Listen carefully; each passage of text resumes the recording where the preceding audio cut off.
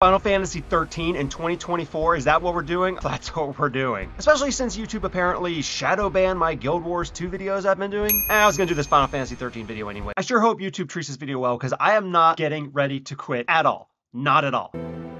Spoiler, it is. Moms are tough.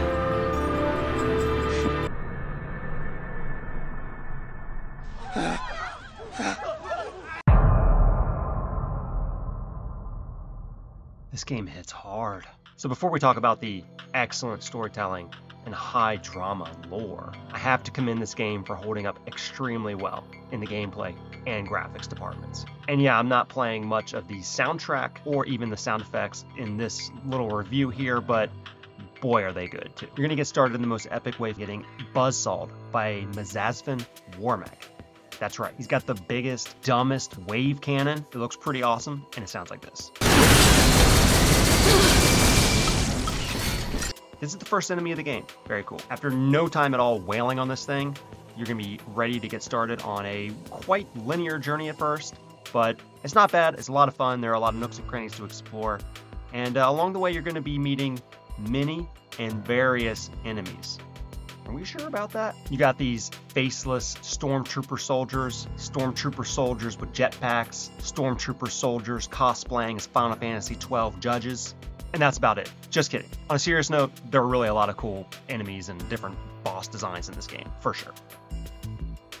So all joking aside, I actually really appreciate the more linear nature of this Final Fantasy game. There are little hidden items and chests and little shortcuts and secondary paths you can take along the way. And I also really appreciate a lot of the subtle touches in this, like where you can hear a treasure chest kind of bobbing around, or it kind of emits this little tone to let you know that it's around and to look for it. And there's always a little bit of variety along the path to kind of keep things fresh and interesting. Now, before we talk about the story of this particular Final Fantasy title, and I mean really just lightly touch on it. Cool. I gotta commend the active time battle system. It is quite different from the turn-based systems that we are used to with the Final Fantasy franchise, and it works really well here, especially with the sort of linear nature, the very punchy pace of cutscene, move through the environment, fight enemies. I mean, it all kind of keeps the pace alive really well, and I do really like it in this title. It still holds up even to this day. The fighting is pretty much on rails, but you do have to kind of make some decisions here and there regarding the roles of your characters. They can be like more of a fighter or a mage or a healer or a tank, and it all revolves around this paradigm and stagger system. So you can do damage normally with physical attacks and such, but you really deal a lot of damage by staggering your enemies. And to stagger them, you need to use magic attacks. I mean, yes, regular attacks can build up stagger meter too, but the magic attacks really do it the most effectively. And different roles affect sort of just where you are in this dynamic system. So if you want to do a lot of staggering but not so much damage, you want to be a Ravager and do some magical attacks. You want to actually deal a lot of damage once an enemy is staggered. You want to be in your physical attack role.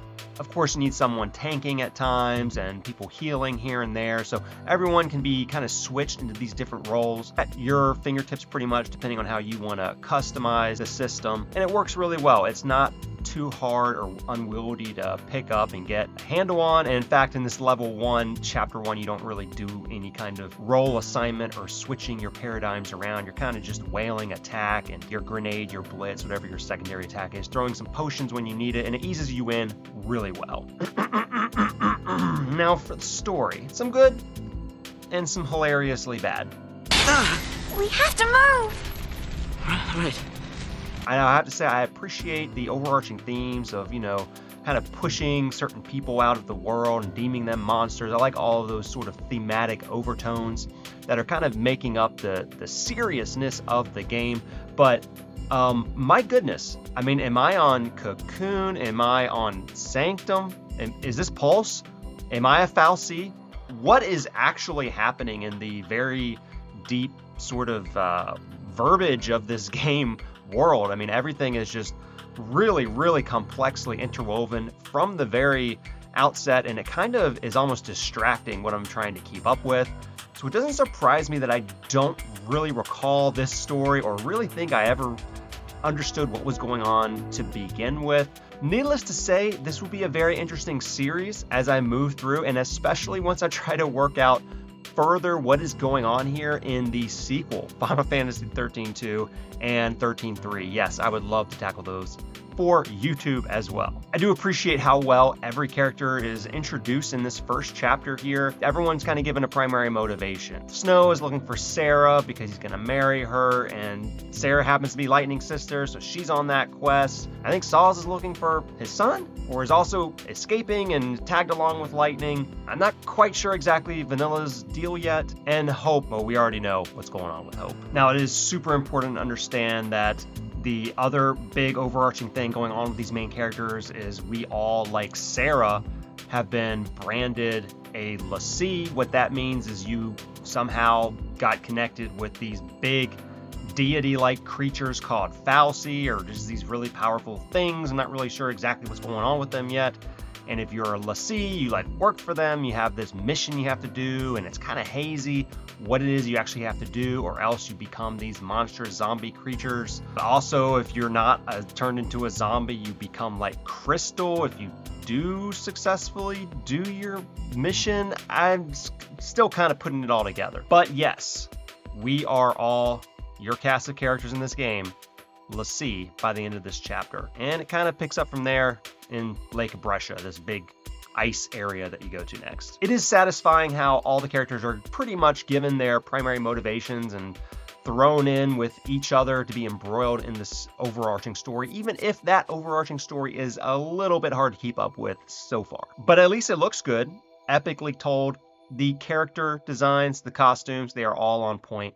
And visually, I mean, you're just there. You are immersed and enjoying every minute of it. So I think that does it for Chapter 1, our brief introduction to the game. I'm going to be doing more of these videos. If you like these, hit that like button, because we're going to be going through this game. I'd like to do every chapter, do a little video on that. And then go on to 13.2, 13.3, and see if we can keep up doing Final Fantasy from there. So let me know how you like the video. Let me know what you think about Final Fantasy XIII, the whole trilogy, down in the comments below. I'll be seeing you next time.